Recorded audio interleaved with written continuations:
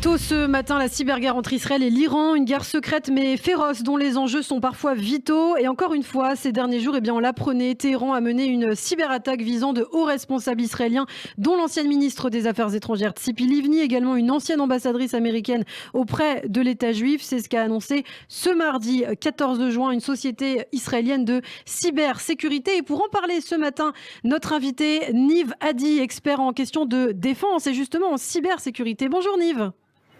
Bonjour. Et merci beaucoup d'être avec nous ce matin sur Radio J. Alors, actualité chargée et inquiétante pour l'État d'Israël.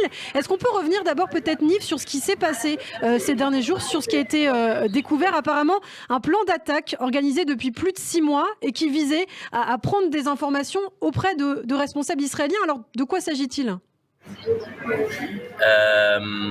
Je ne sais pas si on peut appeler ça un plan d'attaque. Je pense qu'il faut comprendre ça dans le cadre de vraiment un renseignement. C'est les renseignements qui travaillent très dur. Donc il faut parfois regarder tout ce qui concerne le domaine du cyber. À long terme, c'est pas vraiment comme on envoie un missile et il doit exploser.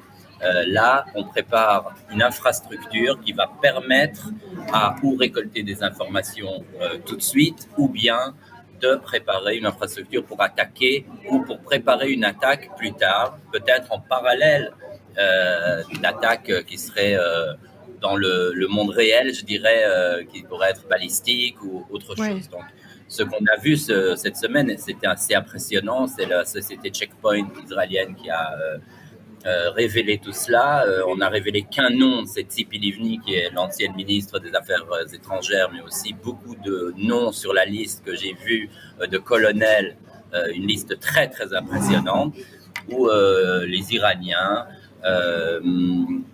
Phosphatus, c'est-à-dire une cellule iranienne qui est reconnue comme très proche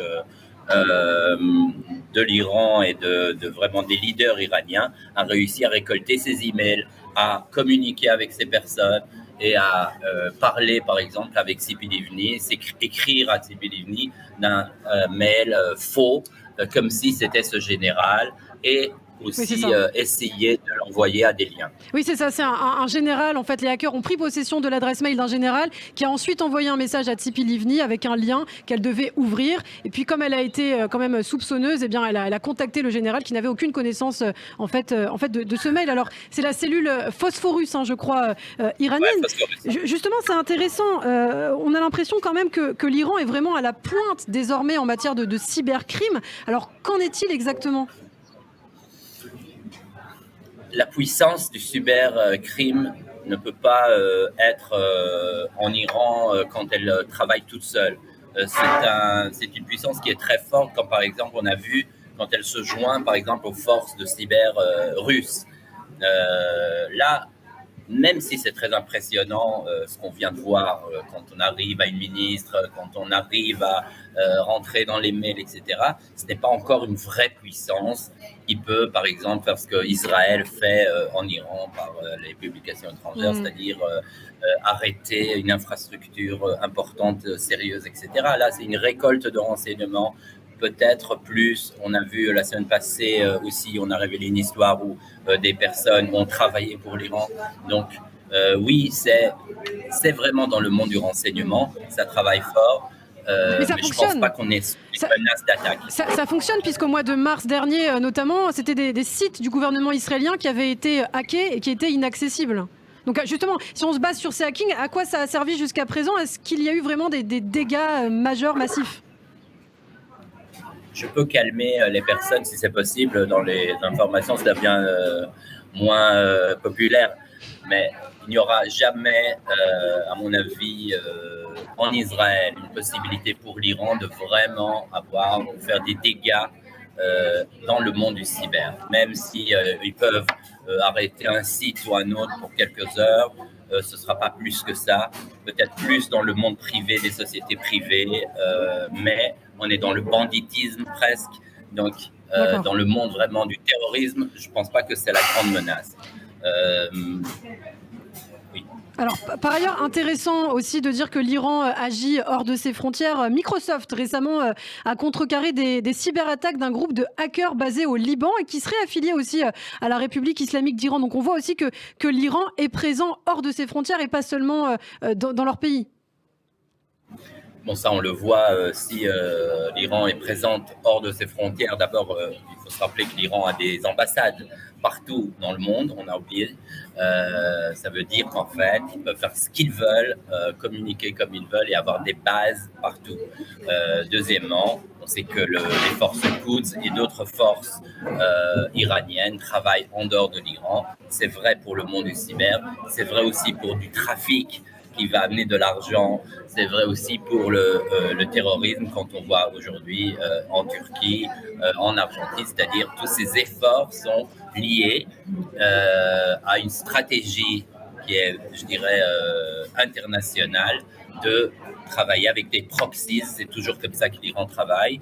Et ça permet aussi d'avoir vraiment, je dirais, le savoir-faire de personnes qui seraient identifiées avec l'idée islamiste, extrémiste iranienne d'aujourd'hui et qui sera en dehors de l'Iran et qui aurait le savoir-faire qu'en Iran il n'y a pas. Alors l'Iran présent dans d'autres pays et justement Israël a émis une importante mise en garde envers ses citoyens, notamment en voyage en Turquie, affirmant qu'il y avait un véritable risque de kidnapping et d'attaque contre des Israéliens.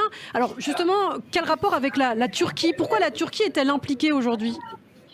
Alors d'abord, par exemple, cette idée de kidnapping, là on peut voir où le cyber et le monde réel peuvent se joindre, et c'est là que ça peut devenir dangereux, parce que quand on arrive chez Tzipi Livni ou chez un général, bon, ils sont méfiants, ils connaissent un peu le monde de la sécurité, mais quand on arrive chez un touriste qui va aller à Istanbul dans un hôtel et qu'on lui propose quelque chose et qu'il va rencontrer quelqu'un, par exemple, au marché d'Istanbul, là, je pense qu'on est là dans un endroit qui est beaucoup plus dangereux, on est moins méfiant, et ça, c'est dangereux. Donc, là, il se pourrait, et on a vu pas mal de signaux et de personnes du Quds et des personnes qui sont liées à l'Iran, qui sont sur le territoire turc, et ça dure des années que c'est comme ça, puisque le renforcement de la liaison avec la Turquie, c'est récent. Donc là, oui. on voit... Oui, ça c'est intéressant. C'est intéressant. Oui, c'est intéressant ce que vous dites justement, Nivadi, puisqu'on l'a vu encore très récemment, Israël et la Turquie entretenaient une relation plutôt compliquée, très tendue, notamment avec ces déclarations d'Erdogan. Et puis là, sur cette affaire justement de menaces contre des Israéliens en Turquie, c'est grâce à la collaboration entre les services de sécurité israéliens et turcs qu'on a pu l'apprendre en fait. C'est très intéressant dans beaucoup de niveaux. Erdogan et la Turquie, c'est un peu la clé qui est à la base des liaisons entre Israël. Je suis désolé, mais il y a beaucoup de bruit. Il y a beaucoup de bruit, mais on vous entend. N'hésitez pas à parler fort. Mes enfants sont plus grands que ça, alors c'est pas les miens. Je dirais que Erdogan se retrouve en fait dans un moment stratégique dans l'histoire du Moyen-Orient où il peut, lui, celui qui a changé d'avis tout le temps, être à la clé ou bien de la guerre contre l'Iran, c'est-à-dire que les forces israéliennes passeront même physiquement dans le territoire turc pour aller en Iran, mais aussi stratégiquement et dans les plans communs, ou bien il serait, encore une fois, partirait dans l'endroit islamiste qu'il préfère. Mais d'un point de vue pragmatique, c'est pas possible pour lui de continuer, donc il regarde un peu l'effort économique, l'Europe, les États-Unis, Israël, et essaye aujourd'hui une coopération. C'est quelque chose qu'Erdogan essaye de se rapprocher d'Israël, et ça peut marcher aujourd'hui, mais c'est un prêt que tellement de cellules iraniennes sont en Turquie, je dirais c'est pollué par beaucoup de terrorisme, par beaucoup de banditisme, la Turquie. Donc, c'est pour ça qu'il y a une panique israélienne que je n'aime pas du tout d'ailleurs. Si on a ouvert les bordures, laissez les gens partir, et si vous ne pouvez pas défendre l'endroit, n'ouvrez pas les liaisons. Donc, voilà, mais on est dans cette situation-là. Oui. On a bien compris en tout cas le message. Vous avez tenté évidemment de calmer les choses ce matin sur Radio J. Merci beaucoup Nivadi, expert en questions de défense et en cybersécurité. On aura l'occasion de se reparler bien sûr sur Radio J puisque c'est un dossier et une actualité très intéressante. Merci Niv, à très bientôt.